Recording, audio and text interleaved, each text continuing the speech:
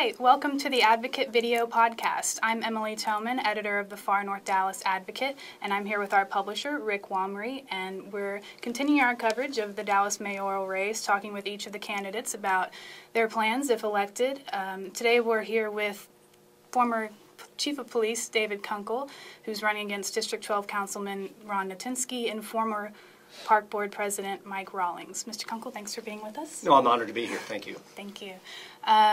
We'll start by talking about the article in Sunday's Dallas Morning News most recently, where you're quoted as saying, the other candidates can talk about what they plan to do. I talk about what I've done in the areas that are most important. Having somebody who understands government budgets, where to trim the fat, and how to help set priorities is probably better than a CEO. What would you cut exactly, and what kind of new expenditures would you support? There are cuts that I have identified could be made. Part of the difficulties or beauty, depending on how you want to look at it, being the Dallas mayor, that you really cannot do anything unless you get at least 7 other votes with you in support of what you're trying to do. So what I generally believe that the budget should not be cut across the board cuts, because what happens then, you make cuts in areas that should continue to be invested in at the same rate you make cuts in other areas which are less important. Determining what's less important in a city budget is really difficult because every program area has a constituency that will fight for it. My view is that the budgets have to be worked on all year, and the role of the council should be setting policy priorities.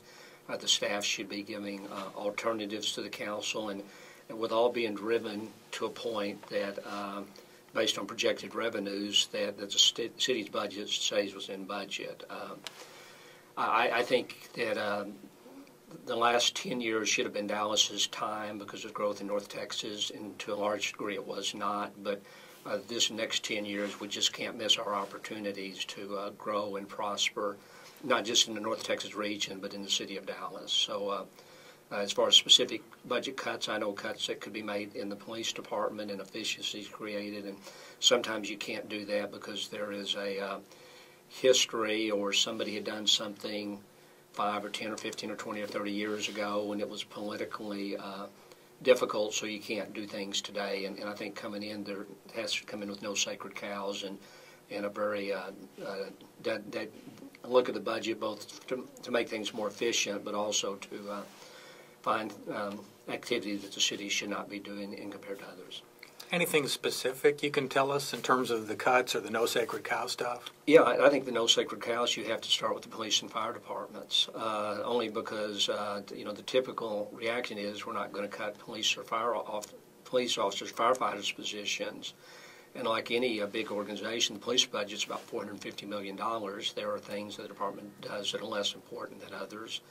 One of the frustrating things that all the chiefs have had that I know of is that you bring civilians into the department to do administrative jobs, and then when budget become tighter, people say we're not going to cut any officers, and so what happens is then you cut civilians and you got officers doing administrative work, which isn't the highest and best use of their time, and so there are things like that can be done. One of the things that on the police side that has frustrated me are the fact that DART, DISD, particularly have their own police departments with their own administrative cost associated with that, and a duplication of service, and I believe that you could save significantly money in DART and DISD, and the City of Dallas could get reimbursed for the services they provide in those areas, and could be done in a way to make all those public safety areas more effective than they are now. Now that kind of sounds like you're acting a little bit like a CEO because there's certainly some resource allocation deals, but you have to get DISD and DART in this case to buy into that. You do, yeah. You'd have to develop memorandums of understanding. I mean, they have specific. The reason those agencies were created because the Dallas Police Department didn't do a good enough job meeting their specific needs, but you can find a way to put exactly the amount of resources they're willing to pay for and think they need into each of the schools or along the trains or in the DART rail stops or doing enforcement in the HOV lanes. and then DART and DISD will get the direct service return based on what they invest. And we know you know the police department. Any cuts or any changes in the other parts of the city? Yeah, one of the areas that I've heard people the most frustrated about as they're going about the city has to do with the building permits and building inspections and the fact that it takes 4 or 5 times longer in Dallas to get the same permit that it would take in the suburbs. And my understanding that's gotten worse, and this is an area where sometimes the city does things kind of at cross purposes, but with all these beer and wine permits that they've removed people who are very trained building inspectors to process those, but it's actually shut down the abilities of small business owners to get a permit or an inspection. It's interesting. Well, in talking about the way things have been running so far in the past few years, what are your thoughts on the way City Manager Mary Soom has been running things over at City Hall? No, I think Mary does a good job. You know, we have a unique form of government. If you read the city charter and see what the mayor actually can do, by charter there's very, very little, so the mayors have to you know, step up and sometimes grab more than what it appears they should under the charter. But to a degree, our form of government, in my view, doesn't have an executive branch. It has a lot of things that are on the legislative side, but as far as anybody saying, you know, this is what we're going to do and this is where I'm going to lead the city, there aren't really much tools, formal tools for a mayor or anybody else in the city of Dallas to do that. So it's up to the council to make things happen. Well, you've got to get at least 8 people to agree with you and to do very much. And that's different than a lot of most big cities have strong mayor form of government, which the mayor serves in an executive role, and then but at the same time that happens, you still have to have the city council approve budgets and ordinances, and so there are controls put in place. Okay. Well, so far you've worked to set yourself apart from the other candidates as sort of against the CEO as mayor type of model that we've seen. But how would you tackle the business side of things if elected mayor and try to help bring these major companies to Dallas and that kind of thing? Yeah, I think the major companies are important. They help. They give us bragging rights and they are important because they frequently will bring high-dollar jobs, but they generally don't bring very many jobs.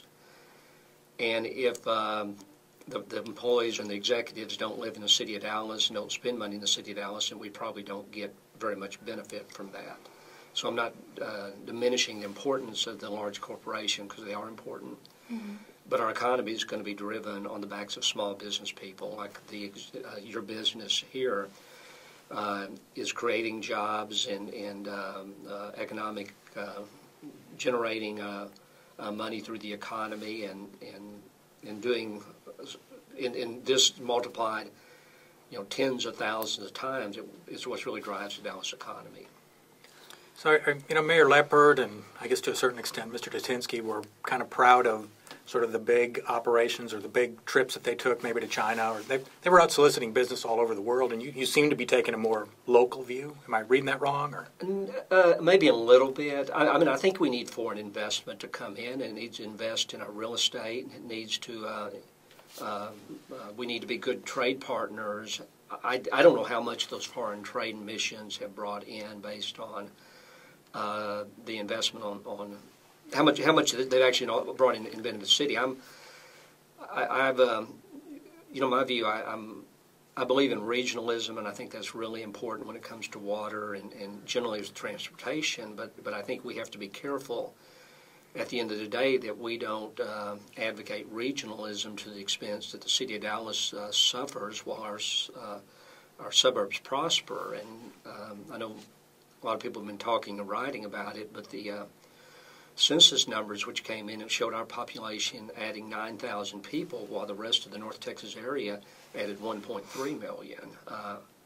I don't like the way the regional chamber does their work, which is market Dallas as a North Texas region, and that puts us disadvantaged compared to the suburbs where they have their own chamber, which are solely focused on helping small business develop and track businesses to their corporate city limits. So I think too often our taxpayers, residential taxpayers, bear the brunt of these regional big-ticket items to the expense of our own self-interest. We pay higher taxes and in almost all cases get less services than what the suburbs get.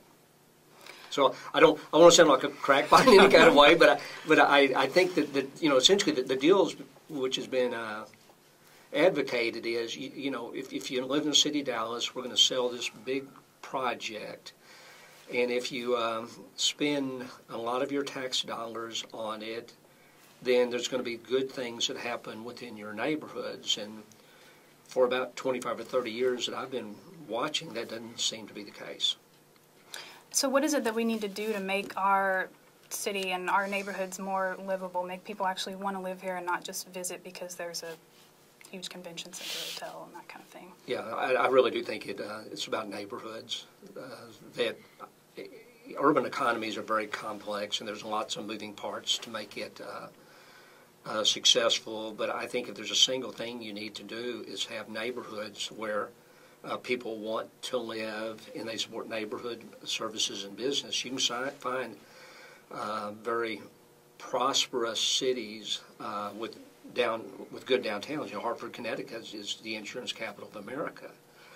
But Hartford, Connecticut's doing terrible because their neighborhoods have been allowed to decline, even though there's downtown business here. And that's really kind of been the story of downtown Dallas till recently, that people left downtown at 5 o'clock, nothing going on, and so anyway, I think that strong neighborhoods are the key to making this city prosper. I was at the event North Oak Cliff, their Mardi Gras celebration, and I think anybody who saw that saw how wonderful it is and can be to live in an urban part of the city, and the diversity and the energy and the